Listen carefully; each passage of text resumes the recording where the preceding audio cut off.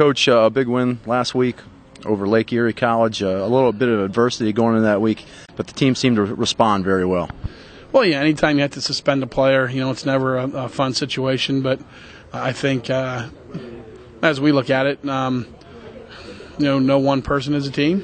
And, our guys had a chance to pull together and fight for a hard-fought win. And we did that against a really good team. We got a lot of respect for Lake Erie and what they've accomplished. They've gone from 3-7 to 7-3 or 7-4 now, 4-7 to 7-4 in 1 year. So it was a great feeling Saturday afternoon. Are you proud of the way the guys came together? Is that something that's going to help you down the road? I am, and I like someone was asking me about that earlier, and I think they come together every week. I think they faced some adversity that maybe we hadn't faced, or up until that point, and that was great to see them come up big because it wasn't an easy game. We got a 21-7 lead and made a mistake, and they made a great play on defense, and all of a sudden it's an 8-point game, and it's anybody's game at that point. And defensively, our kids really stepped up and made some plays to give the offense the ball back, and then the next thing you know, we're have a big pass, down to Justin down to Kraut, and then Ajax takes it in the end zone, and a game that could have gone either way, was tipped in our favor. Did that show about Sottler? I guess he audibled on that big pass play to Kraut after throwing the big pick. That's a pretty confident play for a sophomore. It's one of those, as a coach, it's one of those, no, great job, So he did a good job. He saw when he thought was some single coverage and tried to take advantage of it, and that's what we teach him. So we're proud of the job he did all day long. The quarterback situation now, Shane's ready to go this week? Shane served his suspension, and I expect that he'll be back on the field. And talk a little more about the defense. The defense has it's been really the bedrock of this team this year. They're playing extremely well. They really are, and I've never had a team that's, and you've been with me a long time. I don't think I've ever seen a team have 2 goal line stands, from inside the 1 yard line. That was amazing. And we got lucky there, too. I mean, there was a play where we got to the quarterback and he had forced a bad pitch, and that knocked the ball from the 1 back to the 7. Dean Hamill made a great play on the counter pass, picking the ball off. But that second goal line stand, on 4th down, Carlos Jones beats a block and makes contact with that kid low. He doesn't go up high on him, takes his knees out at the 1.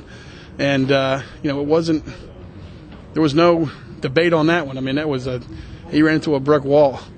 And I watched it about 30 times, and I enjoyed it better each time. And, offensively, Aaron Jackson sick all last week. A lot of people sick.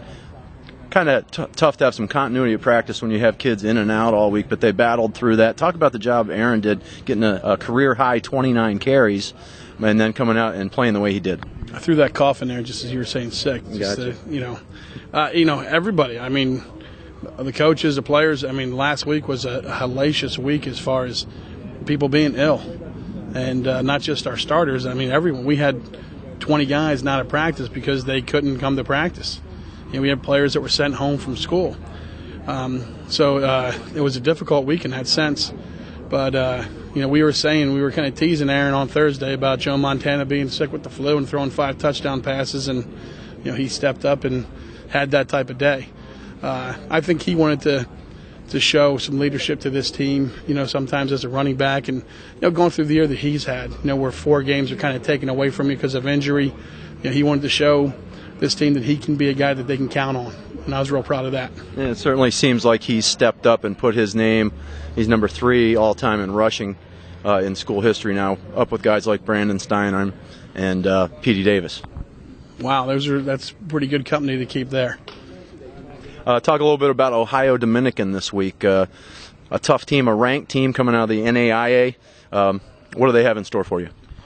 Well, when we first started talking to Ohio Dominican last year, they had a quarterback named Chris Reisert, I believe his name is, who threw for 130 touchdowns and over 13,000 yards. And he was graduating, and we said, well, all right, maybe we can play this school. I know they're really good and they got scholarships, but this would be a good matchup. because that All-American is going to be graduating. And all of a sudden now they have a kid named Billy Griffin who's their next All-American quarterback. So we'll be challenged. I mean, they're an outstanding team, and they're playing very well. They're on a 6-game winning streak. They're ranked 19th in NAIA. And, it's going to be a battle. I mean, just like last week is going to be a battle. I think they're very similar to Lake Erie in talent.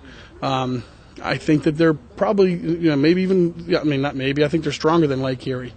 They had Lake Erie down by a sizable amount, and then Lake Erie crawled back in, clawed themselves back into the game. You can tell they're well coached. You can tell this is an outstanding football team. So, if we're focused and we can play with these guys and get a win, then we'll truly be tested and ready to go for a postseason play.